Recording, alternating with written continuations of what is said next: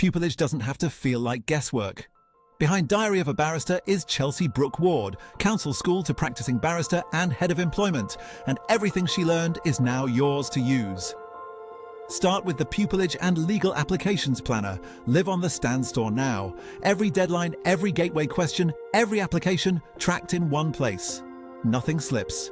Then get ready, because the Pupillage program drops this September. The complete system for turning ambition into an offer. Doors open once, and the newsletter gets the date first. There's more.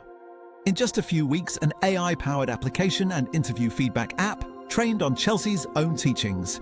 Practice your answers. Sharpen your applications. Get feedback that sounds like it came from her, anytime you need it.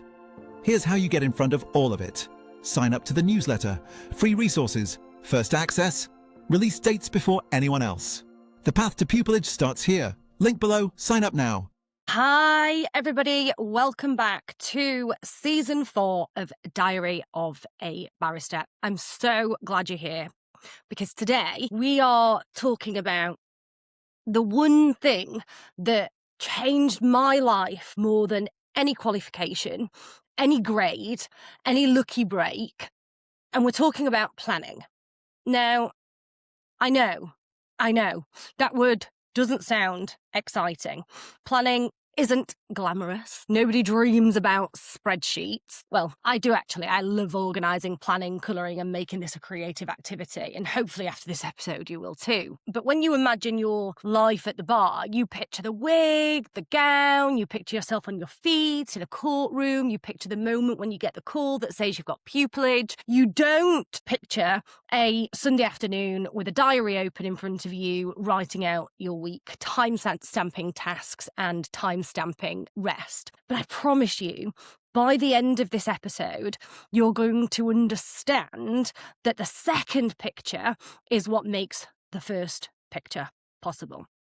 And I want to be really, really honest with you before we start, because this isn't going to be a motivational speech where I tell you to manifest your dreams and it'll all fall into place. I love a bit of motivation as much as anyone, but motivation alone is not what got me to the bar, and it's not what keeps me here.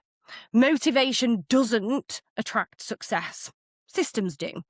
A system got me here. A plan got me here. Discipline repeated on the days I felt like it and the days I really, really didn't is what got me here. And the beautiful thing about having a system is that anyone can build one. You don't have to be born organised. You don't have to be a certain kind of person. I certainly wasn't. I'm ADHD. I'm really disorganised by nature. You just have to be willing to learn a set of skills and then practice them until they become who you are. So here's what we're going to do together today. First, I'm going to tell you my story properly because I think you need to understand where this comes from. And that's not as a brag, but because I want you to see that if planning could carry me through the years I'm about to describe, it can carry you through whatever it is you're facing right now and will face in the future. And then we're going to talk about why planning matters so much and what it actually does to your brain and your confidence. After that, we're going to get into practical ways of implementing it. Really, really practical ways. And I'm going to teach you how to plan in a legal context, how to break big, terrifying tasks down into things that you can actually do, how to time block your week, and how to use the Pomodoro technique if you haven't heard of it to get deep focus work done, all without burning out. And then I'm going to walk you through exactly what I do now in my real life as a practicing barrister and a mum, so you can see that the system in practice actually works and why starting to build these systems now makes your life much easier down the line once you are qualified. And I'll be honest with you about the parts that don't work and the fact that my way might not be your way, and that's completely fine. It might be that you adapt to what we discuss in this podcast so that that fits with you. So grab a coffee or a tea, go for a walk with me in your ears, settle in, and let's talk planning. Let's build your systems to success. I want to take you back to a version of my life that when I describe it out loud, even now I find it hard to believe that I actually fucking survived. I started my law degree part-time, and after year one, I decided, actually, I want to do this full-time because I'm really impatient and I want to get it over and done with. So in year two, I transferred to a full-time course because I just wanted to get it over with. And, I am very, very impatient. And despite some of the tutors advising me against it, I did the transfer. But what that meant was that in year two, I was doing the year two modules with the full-time students, but also on top of that, I was doing the modules that I missed because I did the first year part-time. So I was therefore doing overtime studies with lectures, seminars, reading lists that never ended, assessments stacked on top of one another. At the same time, I was working not one, not two, but 3 jobs. 3, because bills don't care that you're studying, and I didn't come from money, and there was no safety net underneath me that meant I could just focus on my degree and let everything else just be paid for. If I didn't work, I didn't eat, and neither did the tiny human who depended on me. Because on top of all that overtime degree and 3 jobs, I was also a mother to a very small baby. She was 3 months old when I went back to study law. Now, I want to let that sit with you for a second, because I don't think people really absorb it when I say it quickly.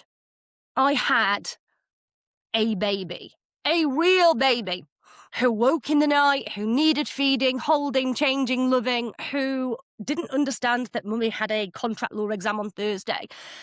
And I was also running my own business with staff and all the chaos that comes with that. And in between all those cracks, I had to make time for rest. So overtime degree, 3 jobs, a baby, a business, all at once, all equally demanding in their own nature. And most people focus on just one of those at once. One job, maternity leave, building a business, or studying. I did all 3 of them together at the same time. I know, madness. And here's the part that I hold on to, the part that I want you to hold on to too. I didn't scrape through. I didn't just survive it. I didn't come out the other side exhausted with a mediocre pass. I came out with a first-class law degree and best employment law student gaining a new role and scholarship, earned in the middle of a life that had absolutely no spare capacity in it whatsoever. Now, I don't tell you that to impress you. I genuinely don't. I tell you that because I need you to understand something about how it was possible. Because this is how the whole point of today is really going to sit with you. It was not possible because I'm cleverer than you. I want to be so clear about that. It was not because I have some special gift, some extra reserve of energy that other people don't, some superhuman ability to go without sleep. I'm a normal person. I got tired, I cried. There were days I didn't think I could do it. It was possible because of one thing. I planned meticulously every single hour of my week, had a job to do, because every single hour had to count. I did not have the luxury of a wasted afternoon. I did not have the luxury of, I'll get to that later, because there was no later. Later was already full. So I learned very quickly out of pure necessity how to take a life that should not have fit into the hours available and make it fit anyway. And the tool I used to do that was, you guessed it, planning. When you have no margin, you find out very, very quickly what actually works. People with lots of free time can afford to be disorganised because if they waste a morning, they've got the afternoon. I didn't have that. And the reality is you don't have that at the bar either, or in the legal profession. If I wasted a morning, something didn't get done, and the consequences were real. A missed shift meant missed rent. A missed deadline meant a mark I could not afford to lose. A missed feed, well, that was never an option, was it, for obvious reasons? So planning stopped being a nice idea and became the load-bearing wall of my entire life. It was the thing holding the roof up, quite literally. And I learned something in that season that I've carried with me ever since. Into practice, into the bar, into running my businesses properly now, and life just generally. I learned that planning is not about being rigid. It's not about being a robot. It's not about being boring. It's actually quite the opposite. Planning is what gives you freedom. Planning is what lets you be present in moments outside work. When I had planned my week properly, I could sit on the floor and play with my baby without a low hum of panic in the back of my mind, because I knew the essay was already scheduled for tomorrow morning and it was handled, and I trusted myself to do it then. The plan held the worry, so I didn't have to carry it around in my body all day. And I'm human. There were days of guilt thinking I could be doing something different or something else, but silencing those voices prove difficult for the most experienced planners, but quieting them is still a major accomplishment. And that's the secret that nobody tells you.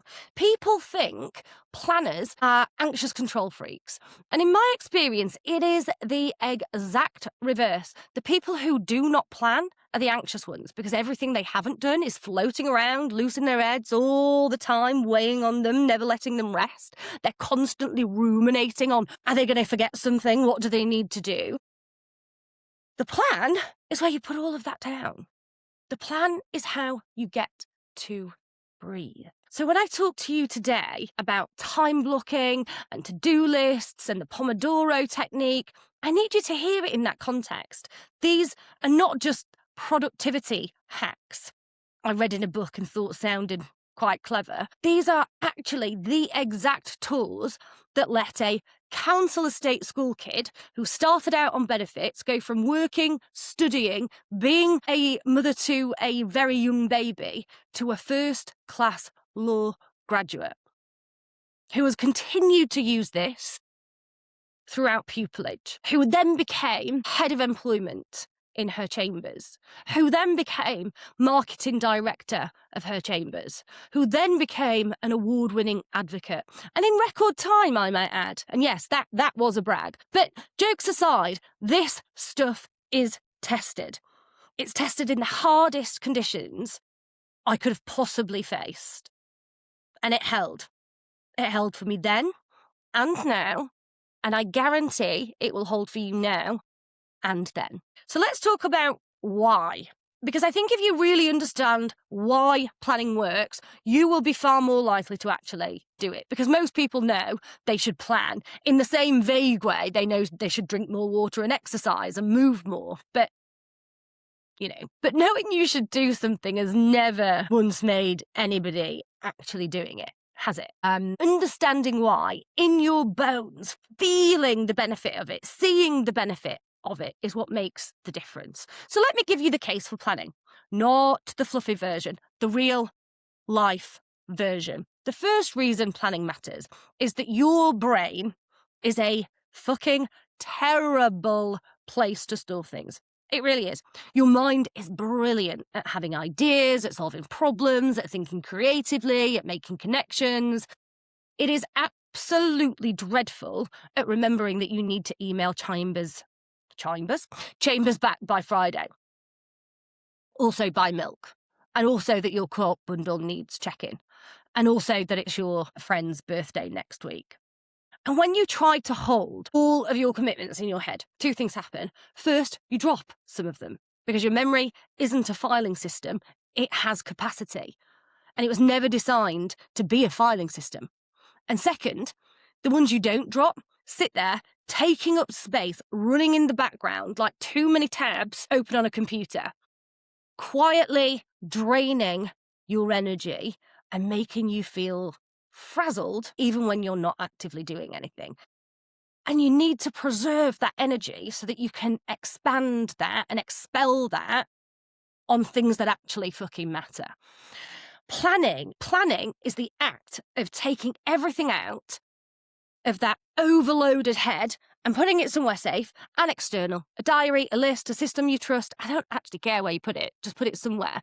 And the moment that you do that, something almost magical happens. Your mind relaxes.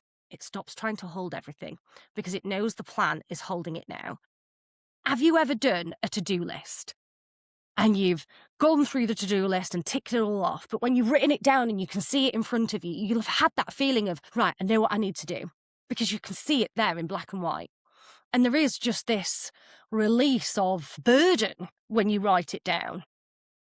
And that mental quiet, that lightness, is not a small thing. It's the difference between working with a clear head and working while a part of your brain is permanently anxious that you've forgotten something. And you're never present in the task that you're doing because you're constantly flicking between the things that you may need to do. You'll do better work, calmer work, when your commitments live on paper instead of in your body. And the second reason planning matters is that it converts overwhelm into action. Overwhelm is one of the biggest reasons capable people don't achieve what they're capable of. It's not that they're lazy. It's not that the mountain in front of them looks so enormous that they don't know where to put their hands, so they freeze, and then they feel guilty for freezing, and that guilt makes the mountain feel even bigger. It's a horrible loop, and I've been in it, and maybe you're in it right now with your applications or your studies. Planning is a way out of that negative loop. Because planning takes the mountain and turns it into steps. And you can always take one step at a time. You might not be able to climb the mountain today, but you can absolutely take one step. And in the same breath, you can absolutely read one case today. You can absolutely draft one paragraph of an application form today. You can absolutely research 2 chambers today. The plan is what turns, I have to become a barrister, which is paralysing, into, today, I do this one thing, completely doable, small, incremental steps that take me to, I want to be a barrister. That's the whole trick. That's it. Easy to do, but also easy not to do, in the words of Jim Rohn. The third reason planning matters, it makes your time honest. When your commitments are just floating around in your head, you can lie to yourself very easily. You tell yourself, you've got plenty of time, you'll get to it. And then the deadline arrives, and there wasn't plenty of time at all. There was actually a very specific and limited amount of time, and you spent most of it telling yourself a story whilst watching Love Island.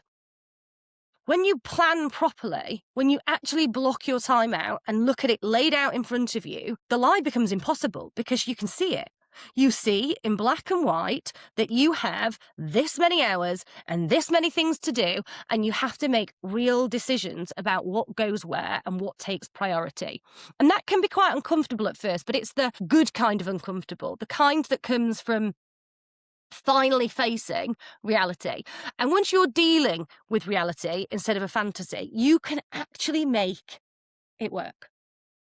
The fourth reason, and this is one that's close to my heart, is that planning protects the things that matter to you. And here's what happens when you don't plan. The urgent things eat into the important things. Every single time. The loud, urgent, screaming tasks, the emails, and the last-minute requests, and the fires that need putting out, they will happily consume every hour you have. And they'll leave nothing for the quiet, important things that actually build your future. Nobody is emailing you demanding that you work on your long-term goals. Nobody is setting a deadline for the reading that will make you a better advocate in 5 years. Those things have no urgency to you right now. And so if you don't deliberately plan time for them, they simply never happen. Planning is how you defend the importance against the tyranny of things that seem urgent. It's how you make sure that the things that will actually change your life get a place in your week instead of being endlessly pushed aside by the noise. And the fifth reason, the one that ties it all together, is that planning compounds. A single planned day is nice. It feels good. You get things done. But a single planned day doesn't change your fucking life.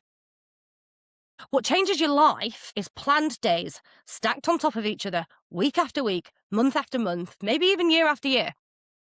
Because progress is not usually dramatic. It's not a lightning bolt one-off action. It's small, consistent, almost boring actions repeated over a long enough period that they add up to something quite remarkable.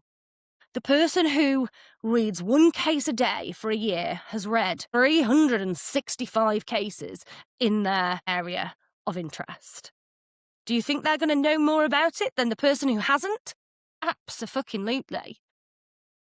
The person who waits to feel inspired has read the ones they felt like reading, which is far fewer, isn't going to do as well. Planning is what lets you show up consistently, and consistency is the thing that compounds into a successful career. There is no shortcut around it. There is no hack. There is no version where you skip the small daily reps and jump straight into the outcome. The reps are the path. Planning is how you take them. And of course, you will have all heard of the concept of a task takes the time you give it. And so you can waste days, hours on a task that could have taken you just 1 hour if you had just assigned that amount of time to it. It's a mindset. So those are the 5 reasons. Planning empties your overloaded head. It turns overwhelm into action. It makes your time honest, and it protects what matters from what's merely loud. And it lets you compound small actions into a big, beautiful life. And hold on to those, because everything practical I'm about to teach you is just a way of making those 5 things happen reliably. And before we get into how, I want to spend a little time on your relationship with planning, because I think that's where most people get stuck. Not on the technique, on the story they tell themselves about what planning is and who they are. So many people say to me, "Oh, I'm just not an organised person." And they say it's like it's a fixed fact about them, like their height or their eye colour. I'm just not that organised. That it's not me. I've always been chaotic, and I understand why they say that, but I want to gently take that belief apart, because it's not true. It's a big, fat lie, and it's holding you back if you're telling yourself that same lie. Being organised is not a personality type. It is a set of skills, and skills can be learned, can be nurtured, can be developed, and can be lost. Nobody comes out of the womb able to time block their week. I certainly couldn't. The people you see who seem effortlessly on top of everything, they're not a different species. They just learned some habits, probably out of necessity, and practiced them until they became automatic. And when you say I'm not an organised person, what you actually mean is I've never been taught these skills and I haven't practiced them yet, and I haven't practiced them enough until that they've become a habit and part of my way of life. And that is a completely different sentence, because that sentence has a solution. You can be taught. You can practice. That's literally what you're doing right now. I want you to drop the identity of the chaotic, unorganised person, because as long as you hold on to it, you'll keep proving it true. And look, I had every reason to suggest to myself that I just lived a chaotic lifestyle. I had ADHD, I had a baby, I had 3 jobs, I studied overtime, but I didn't, because unorganised is not DNA. It's not science. It's a mindset. Every time you plan to do something and don't, you'll say, "See, that's just me, I'm chaotic." And then you'll use that as evidence, and that belief will get stronger. But the belief isn't describing you, it's creating you. So let's swap it out. From today, I want you to try on a different identity and start saying to yourself, I am someone who is learning to plan. I am becoming a disciplined person. Not I am disciplined, if that feels like too much of a big leap, but I am becoming, because that's honest and it's kind and it points you in the right direction, and it's a small step. Everybody can attempt to try this out. Here's the second mindset shift, and this one really matters at the bar. You have to stop seeing planning and discipline as restrictive, as restrictions, and start seeing them as freedom. And I touched on this earlier, but I want to go deeper, because it's so counterintuitive that most people never get it. When you're undisciplined, you feel free in the moment. You do what you feel like. And momentarily, that feels good. But then I can guarantee afterwards that guilt creeps in and it's huge. And then you ruminate on that. You follow your impulses, but look at where that leads. It leads to missed deadlines, to work done badly at the last minute, to a life that feels out of control, to that horrible Sunday night dread because the week ahead is a mess, and you know it is. That's not freedom. That's the opposite of freedom. You're a prisoner of your own impulses and the chaos that they create. Now look at the disciplined person. In the moment they say no to impulse, they do the planned thing instead of the easy thing, instead of the fun thing, instead of the instant gratification. And it looks like restriction from the outside, but look where it leads. It leads to work finished on time, to calm instead of panic, to evenings that are actually free because the work is genuinely done, to a life that they are steering and controlling instead of a life that is happening and controlling them. That's freedom, real freedom. The discipline in the moment buys the freedom in life. You give up the small, cheap, temporary freedom of doing whatever you like, and in exchange, you get the large, real, lasting freedom of life that actually works.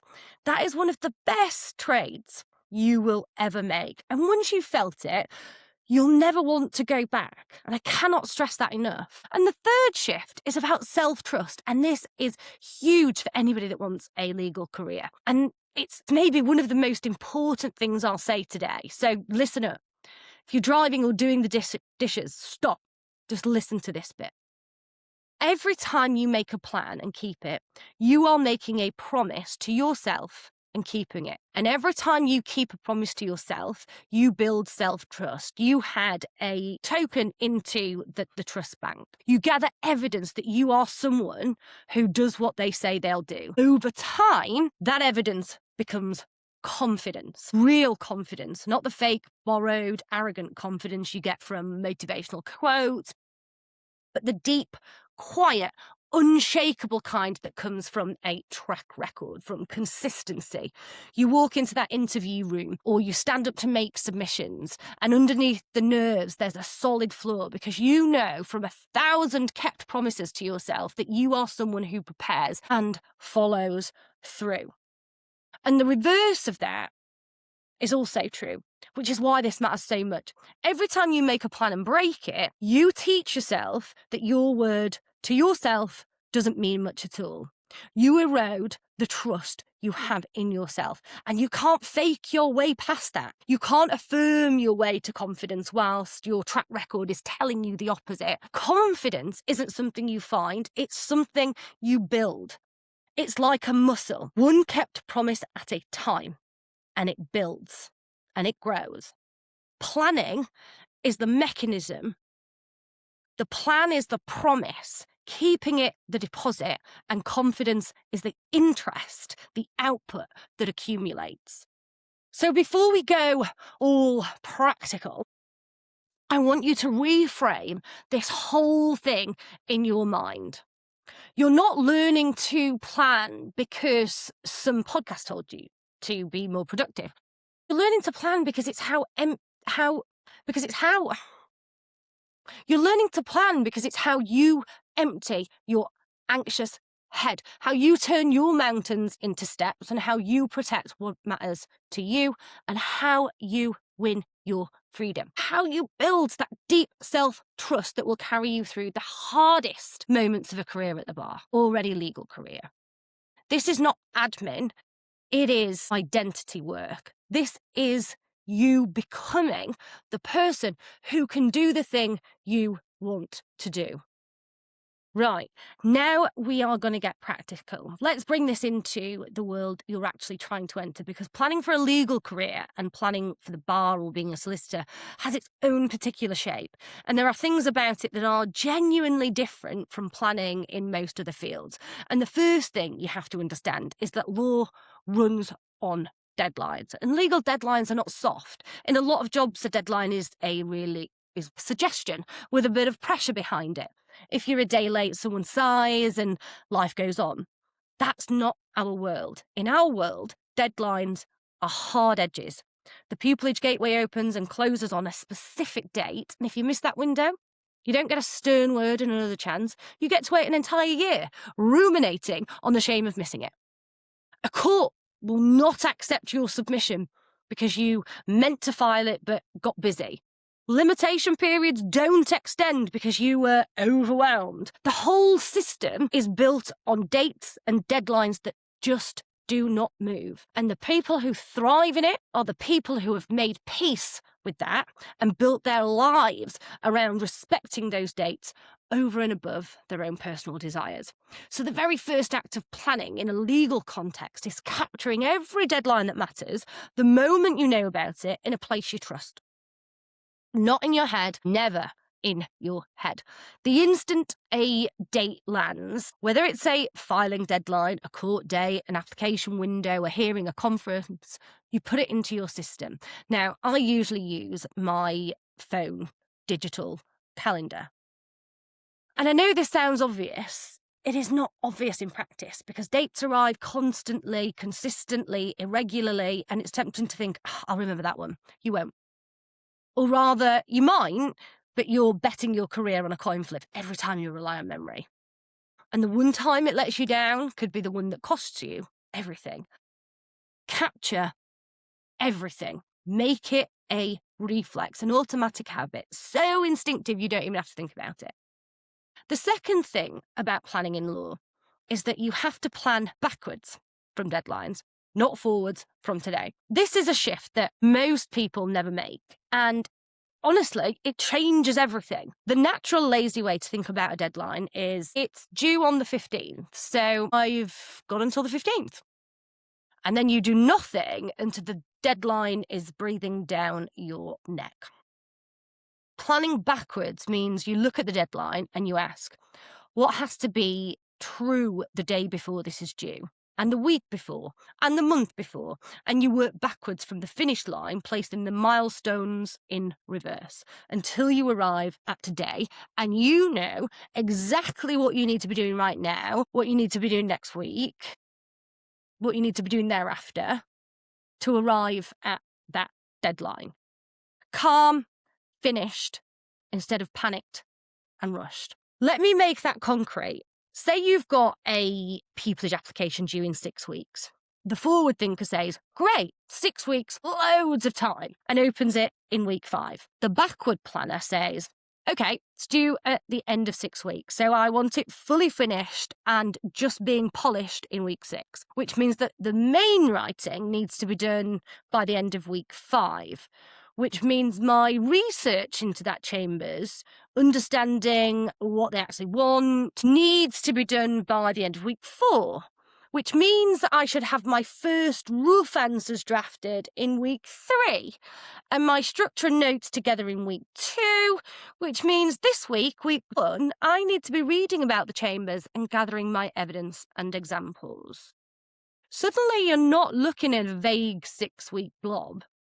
You've got a specific job for this week, and it's not scary, it's just reading and gathering. You've made the deadline honest, and you've made it doable. And you've bought yourself a finished application with time to spare instead of a 2 a.m. scramble. The third thing that's specific to law, and this becomes huge once you're practising, but it matters for you now too, is that our work is unpredictable and interrupt-driven. A brief can land on your desk with almost no notice. A case can settle and free up 3 days. Or it can blow up and eat a week you'd planned for something else. Court dates don't get moved. They get vacated, but they don't get moved. Not for you, only for the court. Judges make orders that change your timetable overnight. Clients email around all that chaos, wanting advice and guidance yesterday. So there's a tension at the heart of legal planning that you have to learn to hold.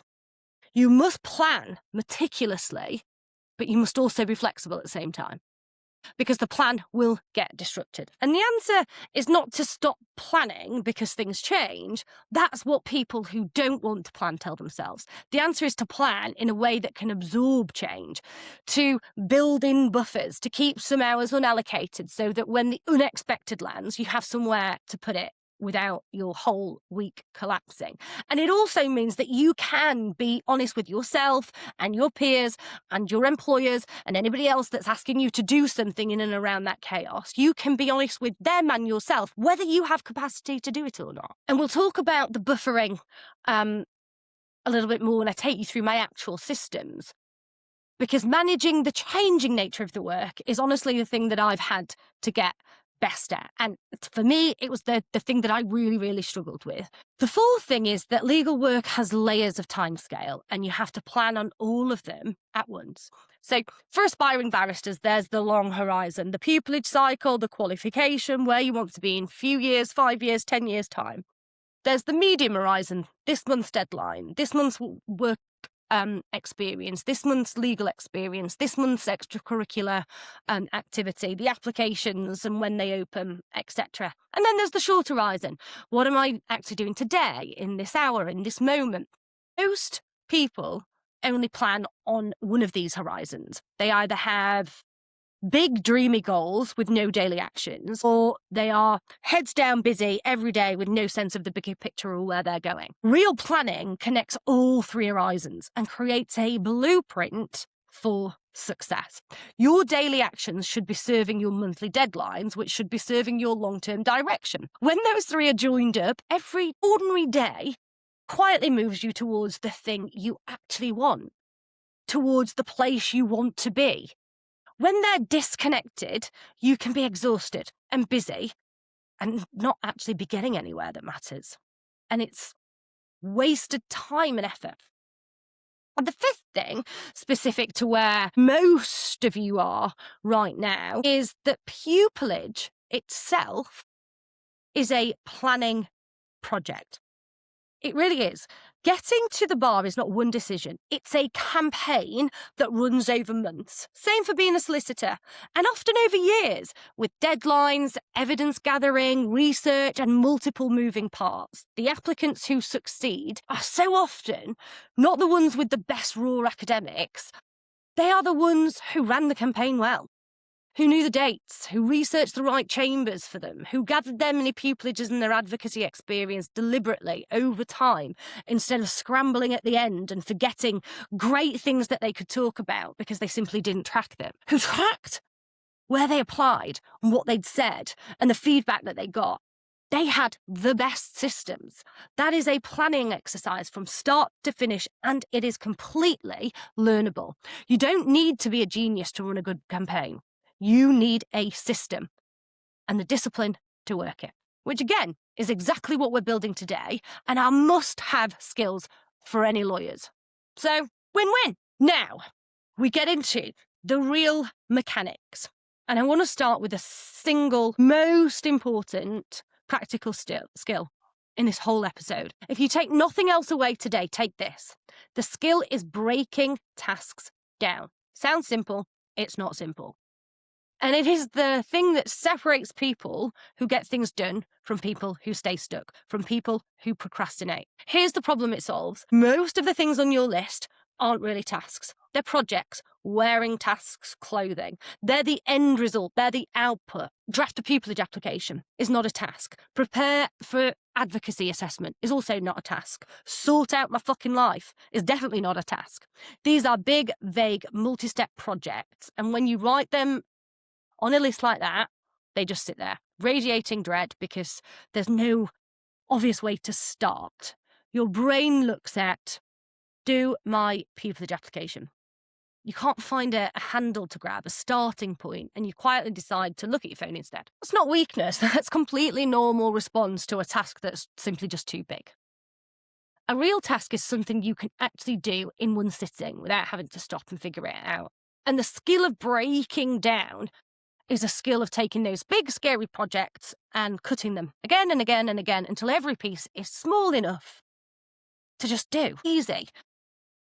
It'd be embarrassing not to do it. It's that easy. It's that simple. So let me show you how it works with a real example. Say the project is prepare my pupillage application for Chambers X.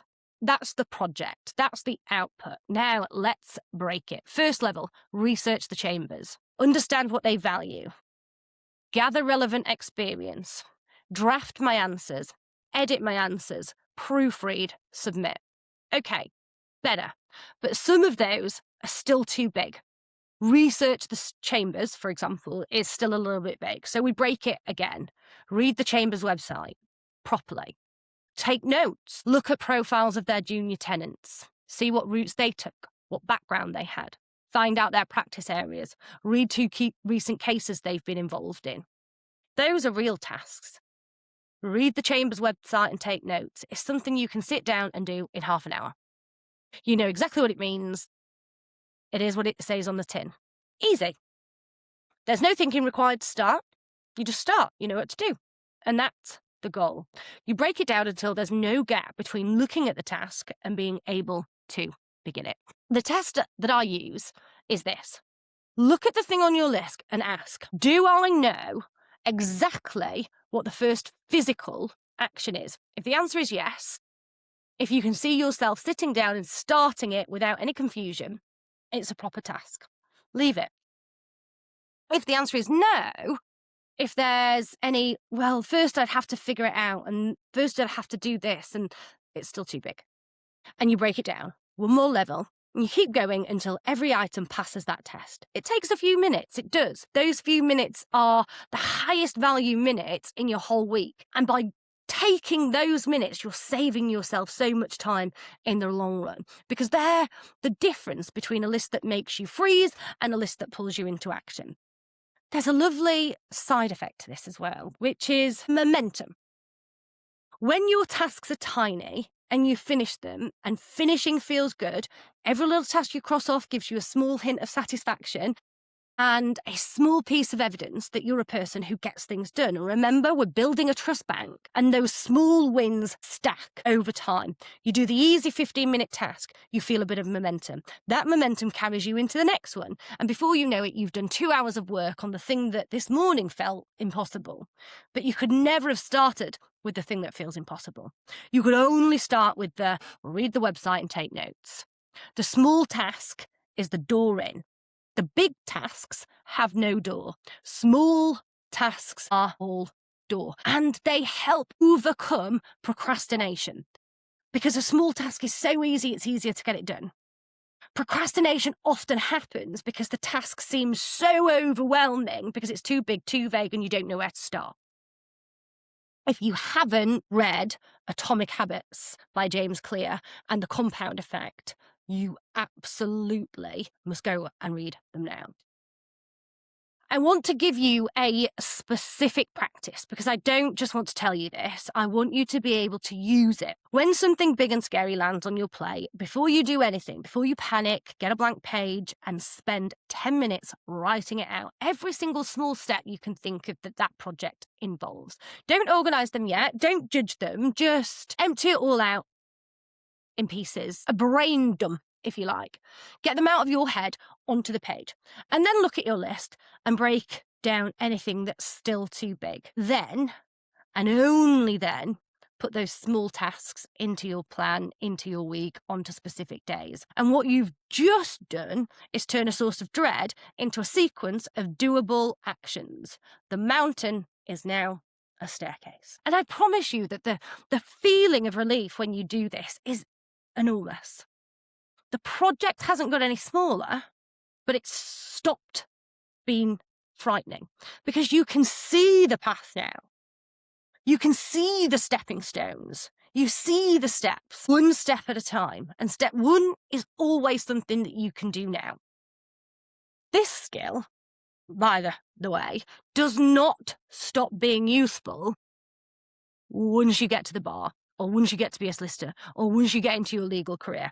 If anything, it becomes more useful. I use this planning more now than I ever did before I qualified. A complex case is the ultimate big and scary project. A trial with hundreds of thousands of pages of evidence, multiple witnesses, and a mountain of law is exactly the kind of thing that would overwhelm anyone who looked at it as a whole. In the context of this is not the only case that you'll be doing. The barristers who handle it well are the ones who instinctively break it down. Chronology first, then issues, then law on each issue, then evidence that goes to each issue, then questions for each witness, piece by piece, until the impossible-looking trial is just a series of manageable pieces of preparation, each one doable in a sitting. You're not learning a student trick here. You are learning a core professional skill that you will use every week for the rest of your career. Start now. Get good at it. Get expert at it. Just fucking start it. Your future practicing self will thank you. So, now you've got your big projects broken down in small doable tasks, the next question is, when are you actually going to do them? And this is where time blocking comes in. And time blocking is a technique that, more than any other, transformed how much I could get done. It took my planning into efficient planning. So let me really take my time with this one. Let me start by telling you what most people do instead, because I did it for years. And most people work off a to-do list. They write down everything they need to do, and then they work through it, picking off whatever feels right in the moment, hoping to get to the bottom of it by the end of the day. And the to-do list feels productive. It feels organised. But there's a fatal flaw hiding inside a to-do list.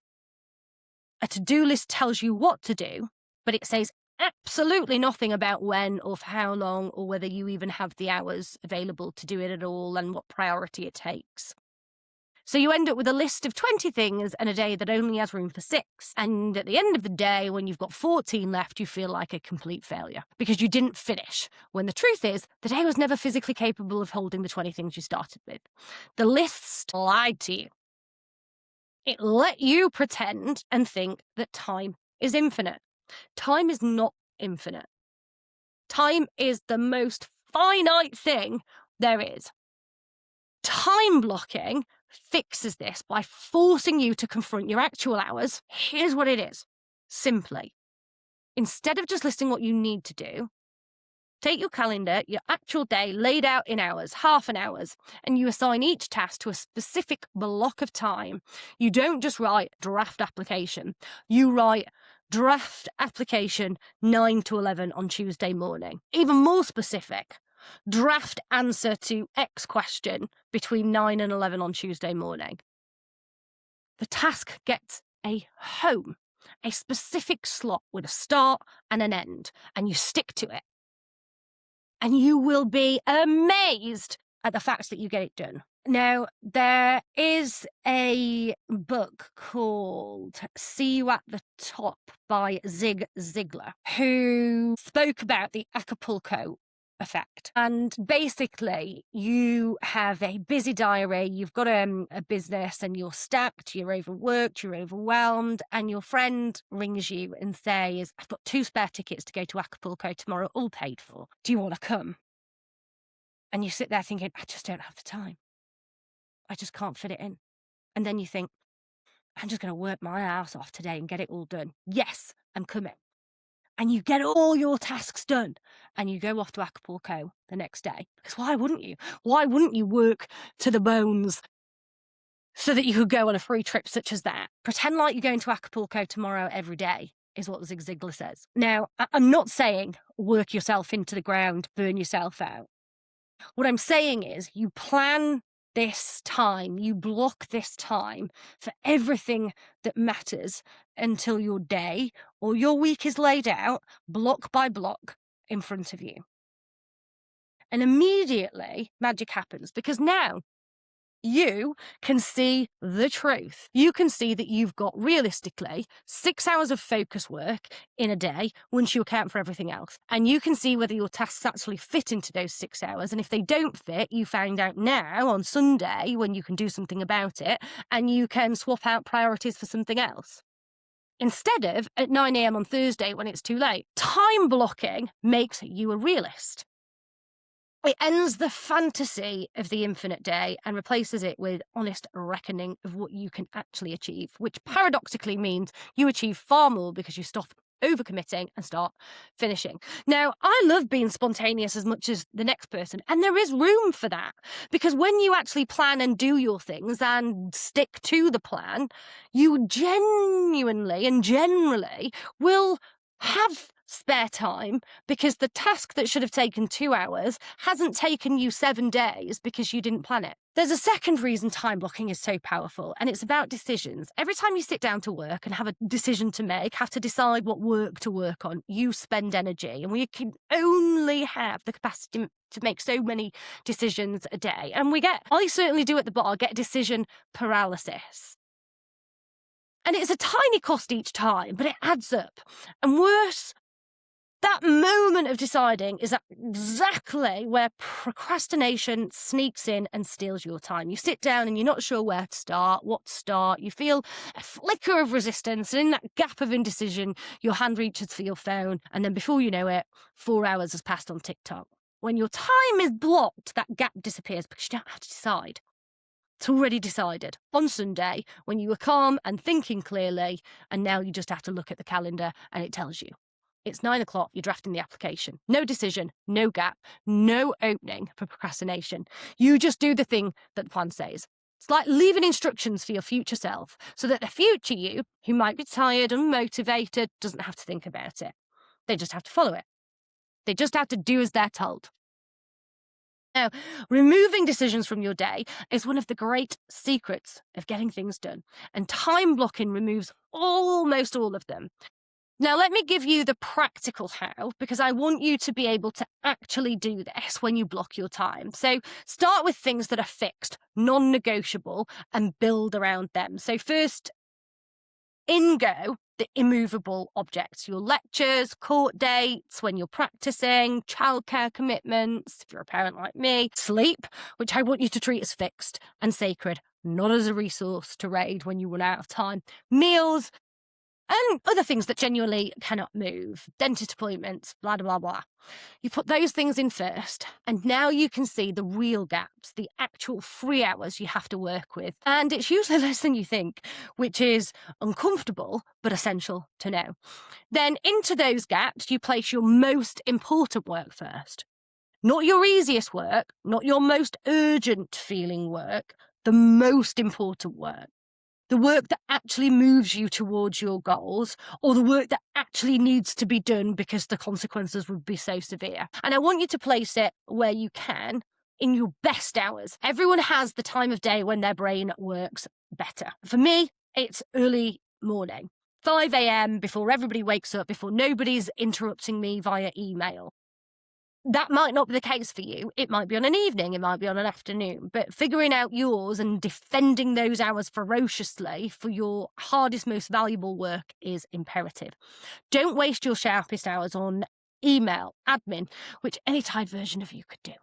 Put your deep, important work in your prime time. Push the low value stuff to the times when you're a bit flatter anyway. A few practical rules that took me years to learn.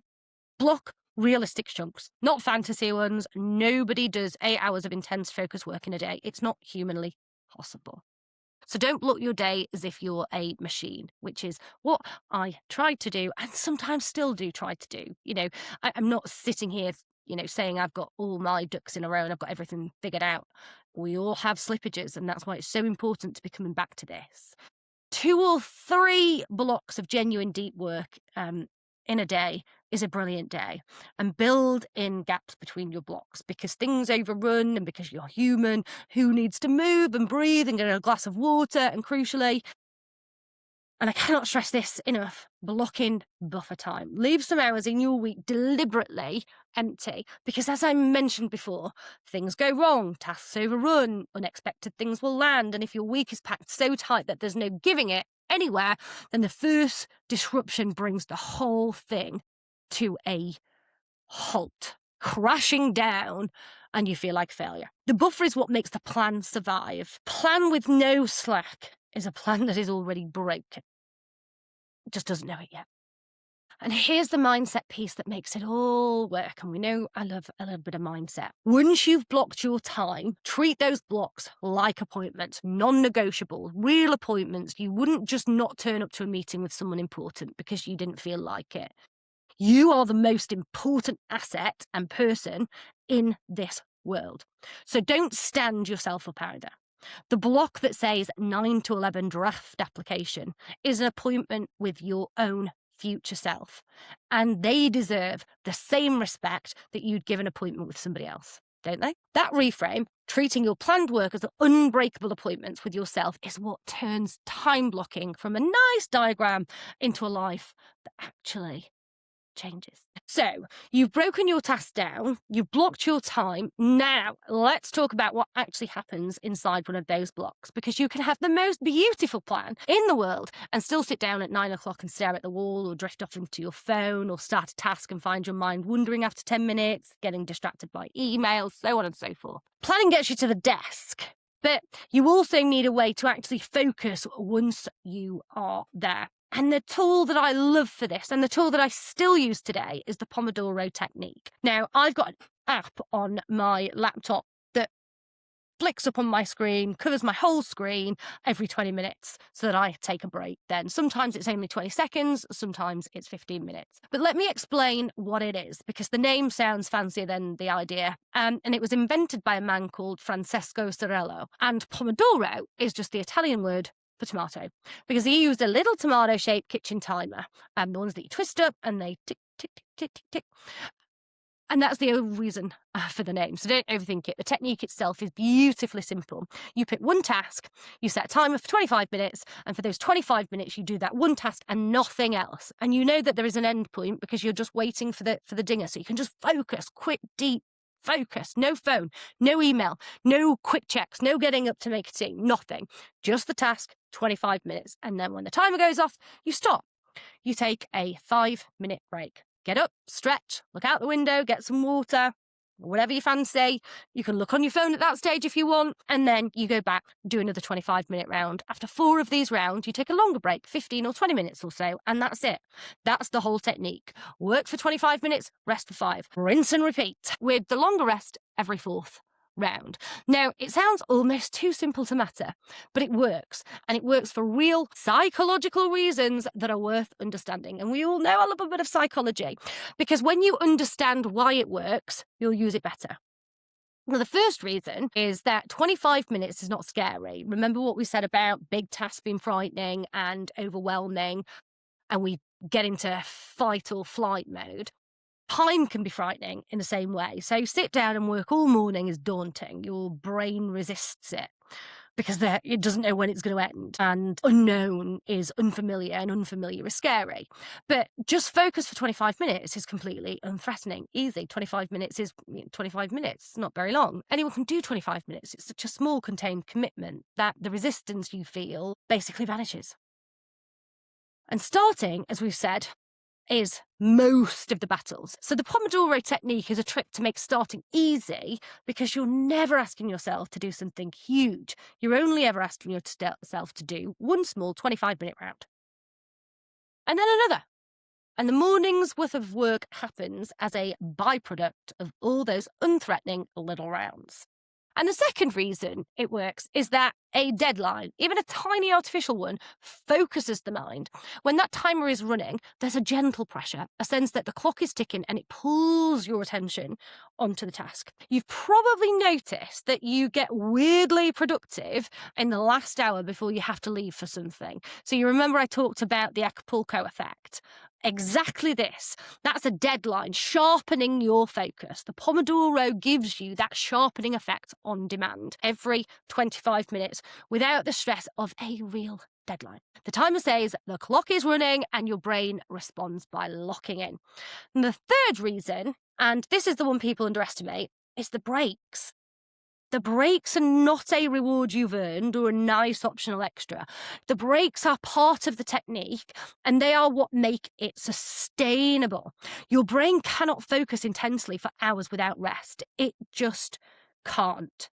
If you try, your focus degrades, your work gets worse, your work gets worse and you burn out. The 5-minute break lets your mind reset so that you come into the next round fresh instead of running on fumes, and so that you can actually digest and remember the work that you're doing. This is the thing that stops the Pomodoro technique from leading to burnout. It has rest built into the very structure. You are being productive and protecting yourself at the same time. And that combination, hard focus work in short bursts with real rest in between, is honestly the healthiest, most sustainable and most efficient way to work that I've found. If you've got a different view, then, that's for you. I'd love to hear about it. But until then, Pomodoro all the way. I think for the purpose of this podcast, I think we should call it the Smarto technique. PT. There's a fourth benefit that I love, which is that it protects you from your phone. Here's the deal you make with yourself. During the 25 minutes, the phone does not get touched.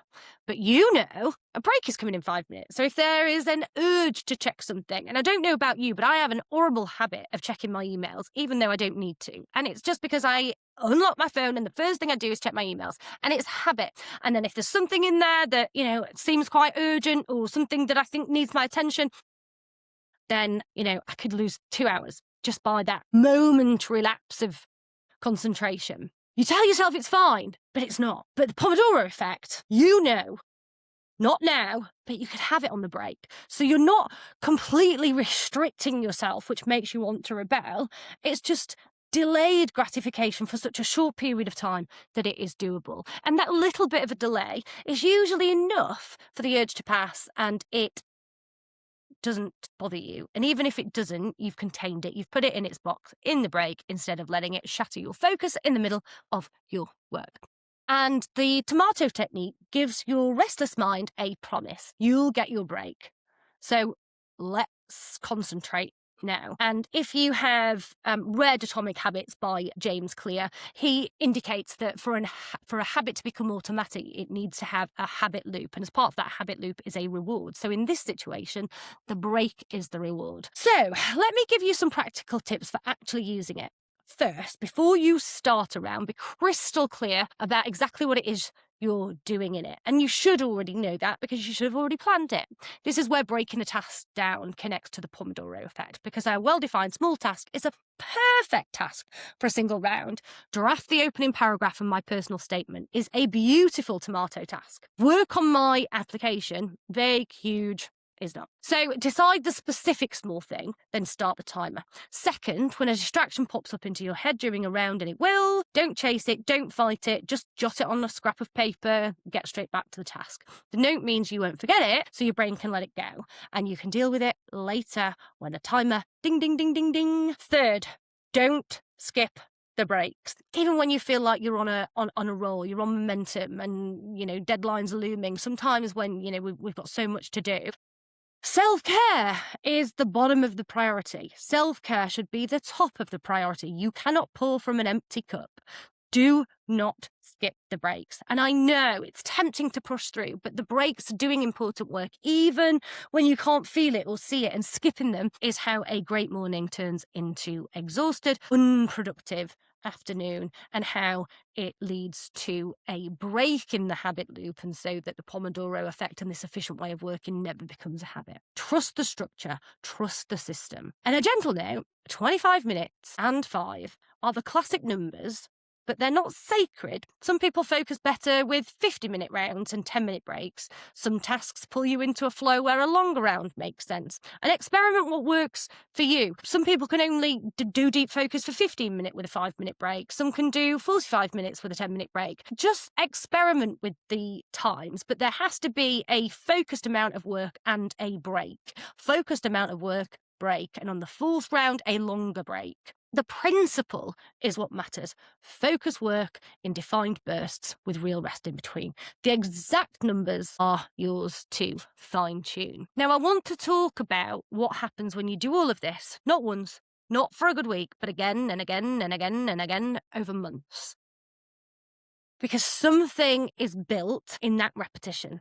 Something that is worth more than any single task you'll ever complete. What gets built is discipline. And discipline is not a nice to have at the bar. It's imperative.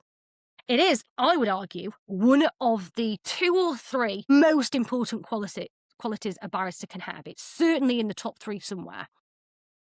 And I want to explain why, and I want to explain how planning is the thing that forges it. Let's define discipline properly first, because it's a word that gets thrown around and it often gets misunderstood, misused, misrepresented. Discipline is not a grim self-punishment. It's not gritting your teeth and hating your life. Discipline, at its simplest, is the ability to do what needs to be done, whether or not you feel like doing it. That's it. It's the gap between how you feel and what you do. An undisciplined person's actions are ruled by their feelings, how they feel in the moment. They do what they feel like. A disciplined person's actions are ruled by their commitments. They do what they said they'd do. And the feeling gets a vote, but not the final say. That capacity to act from your commitments rather than your mood is the engine underneath everything worthwhile. And here's the crucial insight. Discipline is not something you're born with. It's not something you summon through willpower in a big dramatic moment. It's a muscle. It's built through repetition, through thousands of small, ordinary moments where you chose the commitment over the mood. It's the long-term goals over instant gratification. Every time you sit down at 9 o'clock, because that's what the plan said, even though you'd rather not, you do a rep. Every time you keep the appointment with yourself, you do a rep. Every 25-minute round you complete when you'd rather scroll, that's a rep. And just like a muscle, the discipline grows with the reps. It gets easier. What felt like a battle in month 1 becomes just what you do by month 6. You're not fighting yourself anymore. You've built the muscle and it holds up. You've become somebody who can consistently keep to their word, somebody who is reliable and somebody who is trustworthy. The values imperative in every barrister or lawyer or solicitor. This is why I say planning is how you forge discipline, because a plan is a discipline machine. It generates every single day small, clear moments where you get to choose the commitment over the mood. Without a plan, those moments are vague and easy to dodge. I mean, you've all felt it, haven't you? You've all, wanted to get healthier or fitter or slimmer, and you want to go to the gym, but you really don't feel like it. And you think, I'll go tomorrow. We've all done it. Because we didn't feel like doing it in the moment, and we were controlled in that moment by our feelings. That is something you have to remove from your life, and planning is a mechanism in which to do that. With a plan, you're specific. The tasks are right there in front of you. The block says draft the application at 9. 9 arrives. You feel the pull to do something easier, funner, anything else. And in that precise moment, you get to do one of 2 things: a rep of discipline or give in to the feeling. Which one is going to move you closer to your career? I think we all know the answer. The plan creates the moment. Keeping the plan creates the rep. Do that day after day, and you are quite literally training yourself into a disciplined person. You are quite literally training yourself for success, one kept block at a time. Now, let me tell you why this matters so much, specifically for lawyers, because I want you to really feel the stakes. This profession will test your discipline constantly in ways other careers just don't. You will have to prepare cases when you're tired, when you're stressed, when you give anything just to switch off, when your eyes are burning. The papers don't care how you feel. The client doesn't care how you feel. They are relying on you. And the client's case doesn't get any less important because you had a bad night's sleep, or because you had a previous case and you've had very little time in between. You will have deadlines that are immovable, that are in conflict, and consequences that are real. And there is no manager standing over you making you do the work, particularly at the bar. It is entirely on you, in the quiet of your own room, to prepare properly when nobody is watching, and nobody would immediately know if you cook. The bar is a profession of self-directed, self-disciplined, self-motivated people, because the work demands it and the structure assumes it. Think about advocacy itself. To become genuinely good on your feet, you have to practice. And practice is boring and it's uncomfortable and there's no immediate reward and there's no immediate urgency. The barristers who become excellent advocates are the ones with discipline to drill it long after the novelty is worn off, the ordinary days when no one's clapping. Think about the sheer grind of preparation, the reading and the rereading and the mastering of the detail the good work requires. That's discipline. Think about maintaining your standard on your 200th case, when the excitement of the first had long faded and complacency could very easily sneak in. Discipline. The whole edifice of a good practice sits on a foundation of a person who does the work properly, reliably, whether or not they feel like it. That person is a disciplined person. And that person is not born like that. They're built like that. They're trained like that. They're manipulated like that. And they are built exactly in the way we've been describing, through planning and following through over and over until it's simply who they are. So, when you're sitting there on a Tuesday keeping a boring block of study that nobody will ever know you kept, I want you to understand what you're actually doing. You're not just doing that one task. You're building the muscle that will carry you for your entire career. You are becoming a different kind of person, a person who can be trusted with clients' liberty or their livelihood or their children, because you're becoming the kind of person who does what needs to be done regardless of how they feel. That is not small. It is a game changer, and it starts with keeping one ordinary promise to yourself today. Right, I've given you the principles and the techniques. Now I want to pull back the curtain completely and show you exactly what I do now in my real life as a practicing barrister and a mother. Because it's one thing to talk about planning in theory, and it's another to actually see it work for someone in the midst of the thick of it. And I want you to see that I'm not describing some ideal I once achieved and wrote about. This is my life. It was then, it is now, and it will be in the future. I use these systems daily, weekly, monthly, yearly, and I mean it with the whole of my soul when I say I could not function without it. It is not an exaggeration. My life genuinely does not work without this. I would quite literally fall a fucking apart. And I've built it deliberately so that the important things hold even when everything else is chaotic. Because I've got a chaotic mind. I've got ADHD. I'm hardwired in my DNA to be unorganized. But I still can do it. So if I can do it, you can do it. Let me walk you through the layers, because I plan on 3 timescales and they fit together. So let's start with the monthly layer, the big picture in terms of practice. And I keep an electronic diary in my phone. Everything goes in there, and I mean everything, the moment I know about it. And on top of my diary, I use a tool called Motion. I'm not sponsored by them. It's not an ad, but it's genuinely what I use, and it's changed how I work. What Motion lets me do is see the month ahead laid out, all my deadlines, all my commitments in one place. So I'm never blindsided, because when you've got, a month's diary and you're looking at it on a week-by-week basis, you don't know what's in week 3, or on a day-by-day basis, you don't know what's on day 14. And this matters enormously in my world because of court dates, etc. My court dates are fixed because they generally don't move. And the immovable objects and everything else has to arrange around those. So I use Motion to see the next month's deadlines and tasks and to schedule around those court dates. And I can look ahead and see, right, I'm in court on X and X dates, so the preparation for those cases has to be done before then, and the other deadlines I've got need to fit into the spaces that's left. Seeing the whole month ones, which means I catch the collisions early, the weeks where 3 things landed at once, I can do something about them.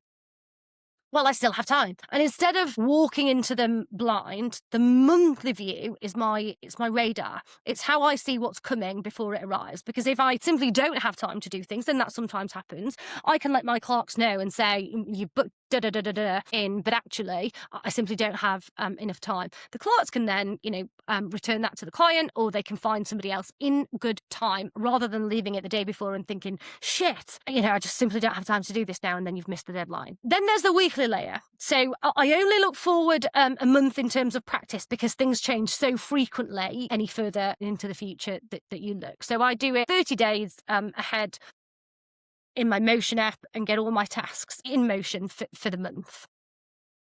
And then there's the weekly layer.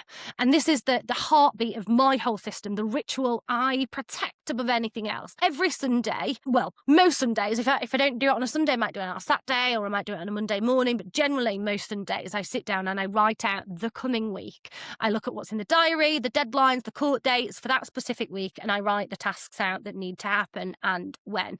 And then I time block my week. I take those tasks and I give them home specific slots across the days, building around the fixed points, putting in the important demanding work into my best hours, leaving buffer for the things that will inevitably come up. And by the time I finish on Sunday, I know what my week looked like. I know what I'm doing. I know when I'm doing it. And that means I start Monday already ahead, already calm, already clear, instead of waking up on Monday and facing a shapeless mountain of things to do. That Sunday hour is, without exaggeration, one of the highest value hours of my entire week, and it sets the tone for everything that follows. And it also means that I know in that week where I have some spare time for doing things that I want to do outside of work. So here is something really important, and it's a bit counterintuitive, so listen closely. I do the detailed time blocking a week at a time on a Sunday, sometimes a Friday if I know I've got a big case coming up, or Sunday, Monday, but generally only a week ahead, and not much further in advance than that. And that's deliberate. It's not laziness. The nature of my work is that it changes constantly. Briefs come in, cases settle, dates get vacated, something that looked quiet can transform overnight into something really complex and vice versa. So if I tried to time block a month in advance in fine detail, I'd be building something that in reality would be demolished within a few days, and that's a waste of time. So I plan roughly about a week in advance. So I hold the two layers differently on purpose. The monthly layer, the deadlines, the court dates, the big commitments that I look at far ahead, because those are the fixed sort of skeleton. But the detailed hour by hour, minute by minute time blocking, I only do a week out, because that's the furthest ahead I can realistically plan without changing the nature of the work, making it pointless. But that might not be the same for you. You might be able to plan and time block month by month. Long range for the fixed points, short range for the detail. That combination is what lets me be both organised and flexible, but also present in important times with my family, which, as I said earlier, it is really important to me. And having that organisation, flexibility and presence is the central challenge of planning a career in law. And then there's the daily layer, which is really just me executing the plan I already made, because I did the thinking on Sunday. My days don't require much deciding then. I get up, I look at what the plan says for the day, and I do it. When it's time for a block of deep case prep, I protect it. I'll often work in focus rounds, the tomato technique, the Pomodoro approach we talked about earlier, especially for demanding cognitive work, trial preparation, written submissions, getting on top of difficult cases. The daily layer isn't where I plan, usually. It's where I follow the plan. And that's the whole point. All the hard thinking was done when I was calm on a Sunday, and I don't need to use up any bandwidth or energy in the day on deciding that. Daily me just has to trust weekly me and do the work. But there are, of course, times when things change on the day, and it might be that I have to switch some tasks from that day to another day. But because I've planned out the week, I can see where there are any gaps, and I usually leave buffers so that things can be moved around, and I have that flexibility. So that's the shape of it. Monthly, I use Motion and my electronic diary to see deadlines and schedule around court dates. Weekly, every roughly Sunday, I write out the week's tasks and time block them in detail. Daily, I execute. 3 layers, each doing its own job, holding my professional life and my life as a mum together in a way that, honestly, nothing else has ever managed. Now, I want to say something honest here, because I never want to, sell you a fantasy. My exact system might not be your system, and that is completely fine. I use Motion, but you might use a paper diary or a wall planner or a free app or a simple spreadsheet or any of those or a mixture of those. All can work beautifully. And in fact, I didn't want to complicate things, but I do use different planning products and softwares. And so I use the Apple Calendar on my phone and on the laptop. I use Motion. I have a wall calendar. I have a family digital calendar. I also have a written paper planner. And the written paper planner is where I plan out the week, because I love writing it all out, making it look pretty, sticking stickers on it, highlighting it, and, just making it look something nice to look at. Because when you've got a busy practice, having a full packed out week with very little gaps is sometimes not very nice to look at. So, making it beautiful, making it colourful is what works for me, and that might work for you, it might not. The tool is not the point. The tool is just where the thinking lives. What matters is the underlying rhythm, seeing the big picture far ahead, planning the detail week by week, executing it daily, and keeping the promises you make to yourself. Having somewhere, a system to file and store and save that data that you need to come back to. You take that rhythm and you build a version of it that fits your life, your work, your brain. Mine is built for the specific chaos of practice and motherhood. And of course, a dance mum in between all that chaos. Yours should be built for wherever you are in your life right now. And what works now might not be the same as what works in the future. This is a system and a plan that is adaptable to the season of your life that you're in at any given time. Steal the principles and then make it yours. And I want to pause and be really straight with you, because I think a lot of advice out there is dishonest in this one particular way. People teach their systems as if it's the one true way. If it doesn't work for you, then you're doing it wrong, or you're broken, or theirs is the best way, and it's the only way. I don't believe that, and I won't say that. My way works for me, and it has worked for me. It's been tested in the hardest conditions I could face, and it holds. But you're not me. Your brain might be wired differently, and most likely probably is. My brain is ADHD. Your life has a different shape. What you're juggling is not what I'm juggling. So I want to give you explicit permission right now to take what serves you and leave what doesn't. This is not religion. There's no betrayal in adapting it. The most important thing is the principle of planning. Some of you will love the time blocking every hour. Some of you will find that level of structure suffocating and more overwhelming than doing the tasks. And if that's the case, then fine. You figure out a way. You figure out a system of planning that works for you. You might do better blocking just your 2 or 3 most important tasks and leaving the rest of the day looser. And both those ways are fine. But it's the planning that's important. Some of you will thrive on 25 minutes tomato rounds. Some of you get into a deep flow, and a timer going off 25 minutes actively breaks your concentration. So you'll wait longer rounds, or no timer at all for certain kinds of work. And both are fine, as long as you have the system and the plan in place. Some of you will want a beautiful app that does everything for you. Some of you will think more clearly with a pen and a cheap notebook, or an expensive planner. And there is real research suggesting that writing by hand helps things stick. And that definitely works for me. There is something magical about holding a pen. So don't feel remotely behind for going analog. All of it is fine. Finding a way that works for you is okay. But finding a way and having a system is imperative. The principles are what I'd ask you to hold on to, because I do think the principles are close to universal. They are life-changing. Get your commitments out of your head and into a system you trust. That builds trust in yourself. That builds discipline, and that allows others to trust you. Break big things down until they're doable. Be honest about how much time you actually have. Protect your most important work. Protect your most important time. Plan the fixed points far ahead and the detail closer. Keep your promises to yourself, and when you break them, come back without drama. Don't ruminate. Don't berate. Come back to the plan. Those principles I'd stand behind for almost anyone, but the specific impression of them, the tools, the timings, the exact routine, the exact logistics, that's yours to build and yours to tune, and the tuning might take a while, and that's, completely normal. So please don't listen to this whole episode and try my exact system for 4 days and find that part of it doesn't fit your life and conclude that planning isn't for you and that you're a complete failure. That would be a huge mistake, and it's the mistake I see most often. Didn't work, doesn't work, not going to continue. It's like trying one pair of shoes, finding their pinch and deciding shoes aren't for you. The answer isn't to go barefoot. The answer is to find a pair that fits.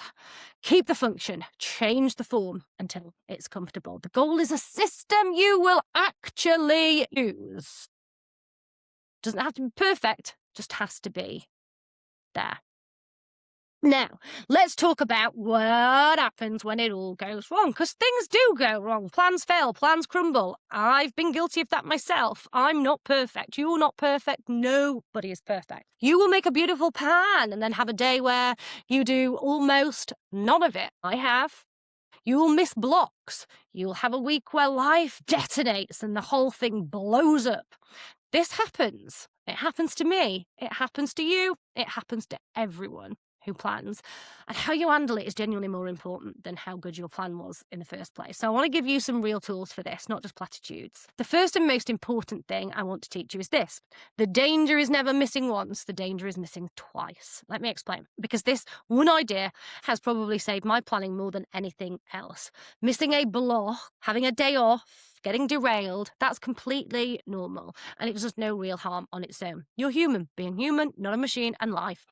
The problem is never the first miss. The problem is when the first miss becomes the reason for the second and the third, and suddenly one bad afternoon has turned into a bad week, and then you've abandoned the whole system. So the rule I live by is simple. Never miss twice. Miss a block, fine. It's nothing. Just don't let the next one slide too. Have a terrible, unproductive Tuesday, fine. Just make sure you show up on Wednesday. One miss is an event. 2 misses is the start of a pattern, and patterns are what actually derail you, because patterns turn into habits, and negative habits are what compound into a negative outcome in the long term. Guard the second one with everything you've got. The second thing is about guilt, and I feel strongly about this. When you break a plan, the temptation is to pile on top the self-criticism, to call yourself lazy, useless, hopeless, to spiral into feeling terrible about it and then ruminating on all those labels. And I understand the instinct. It feels like taking it serious. It feels like accountability, but it's actually completely counterproductive. And here's why. The guilt doesn't make you more likely to get back on track. Because now the whole subject of your plan is soaked in bad feeling, and you'll avoid it the way you avoid anything painful. The self-flagellation isn't discipline. It's just suffering that gets you nowhere. So I'm going to ask you to do something that might feel hard and wrong at first. When you break the plan, be kind to yourself. And again, we're all human. Sometimes this isn't the natural reaction or response to a missed task or a broken plan. But do be kind to yourself, and try and be kind to yourself. And if you notice the negative berating in your head, just notice it, let it go, and reframe it. And then get straight back to the work. Not kind as in making endless excuses, but kind as in, okay, that happened, it's human, I'm not a bad person, what's the next block? And let me just do that. Kindness gets you back faster than cruelty ever will. Try it. The people who sustain this over years are not the hardest on themselves. They're the ones who can miss, forgive, and quickly move on. The third tool is to build flexibility from the start, which we have touched on, but I want to say it again in this context. If your plan has a buffer in it, then a disruption doesn't break it. It just uses up the buffer, which is exactly what the buffer is for. The people who plans shatter at the first problem are usually the ones who planned every minute with no give anywhere. Leave the slack. It's very important. Expect the unexpected. A plan that assumes everything will go perfectly is a lie. It's a fragile plan, and law of all fields will never let everything go perfectly. Hence, we're lawyers. Plan like a realist and your plan will survive in the real world. And the fourth thing is to treat a blown up week as information, not a failure. When a plan falls apart, there's often something to learn in that wreckage. Something that you can do differently next time. Don't overcommit. Don't cram. Is there anything else that you can learn from that? Did you not leave enough buffer? Did you schedule your hardest work at a time of the day when you're always flat? The collapse is data, so rather than just feeling bad, get a little curious and ask, what is this telling you about the plan that you drafted? And adjust next week accordingly. Over time, this is how your system gets genuinely good, not by being perfect from the start, but by being adjusted. Trial and error week after week in response to what actually happens in your life. Every messy week makes the plan a bit wiser.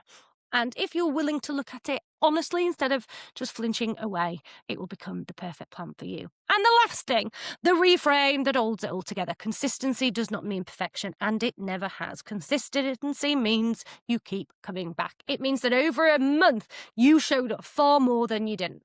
And the misses were just dips in a line that trends. Nobody keeps a plan perfectly. Not me, not you, not anyone, not judges, not the Supreme Court judges, not the Pope, the Prime Minister.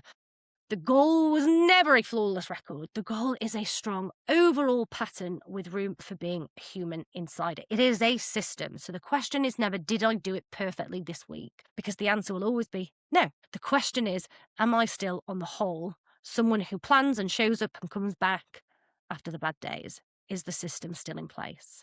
If the answer to that is yes, you're winning, even in the weeks that felt like a mess. Let me save you some time and some pain by walking you through some of the most common mistakes I see people making, both in practice and those who I mentor, when they try to start planning, because if you know the traps in advance, you can step around them instead of falling into the same ones. The first mistake is over planning at the start. Someone gets inspired, listens to something like this and goes all in, guns blazing. They buy the fancy planner, they colour code everything, they block every single minute of every single day for the next 12 months, and it's beautiful. And it lasts about 3 days, because before it becomes exhausting, they quit.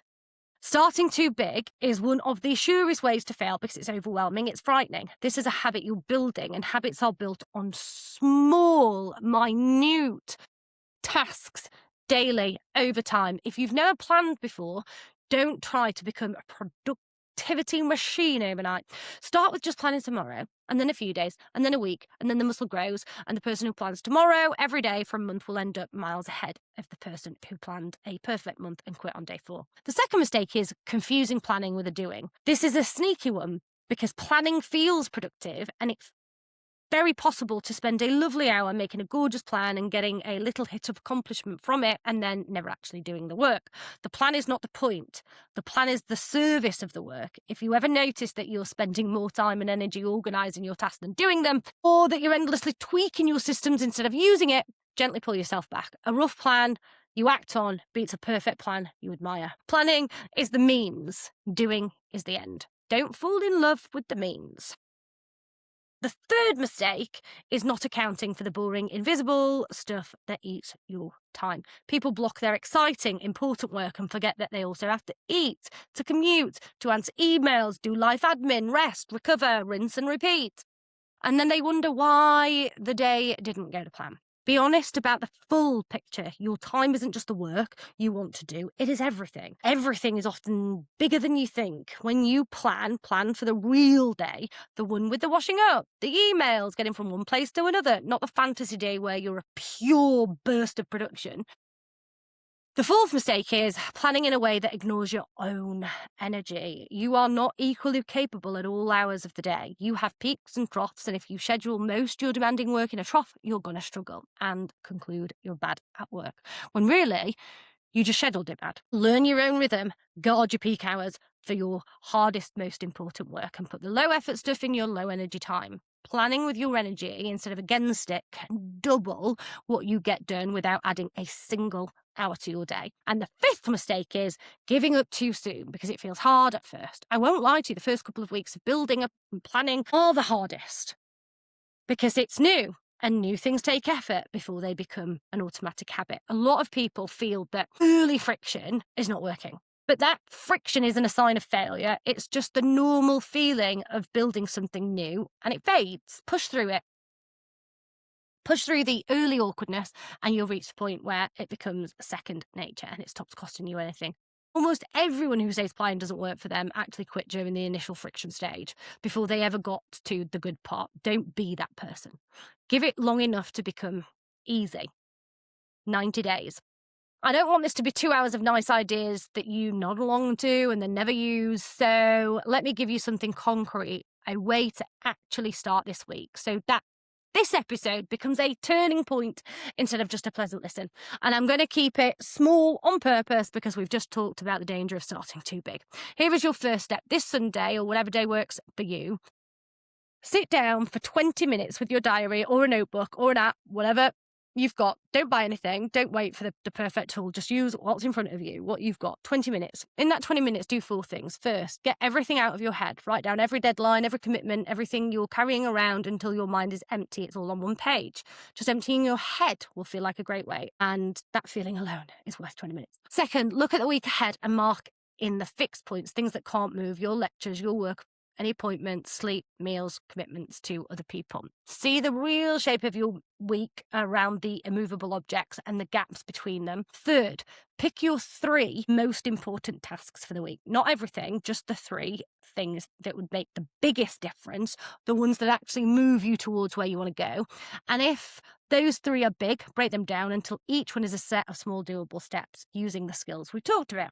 Fourth, take those tasks and give them homes, block them into the gaps, into your week, into your better hours where you can, with a bit of a buffer around them. You don't have to block every minute. Just get your important work assigned to actual time so it's no longer floating and hoping. It's scheduled and it's real. And that's it.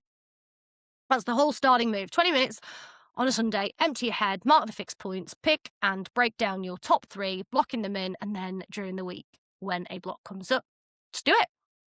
Maybe using a couple of tomato rounds to get your focus going. And the following Sunday, do it again. That's the entire practice in its simplest form. Everything else we've talked about today is just refinement on top of that basic weekly loop. If you do that this week and next week and again and again and again, you will have started something that can genuinely change the trajectory of your life, not because of any one week, but because of what those weeks become when you stack. So let me know how you get on with your planning. I hope you enjoyed this episode. And I cannot stress enough how important planning is. So, fail to plan, plan to fail. See you next time. Bye.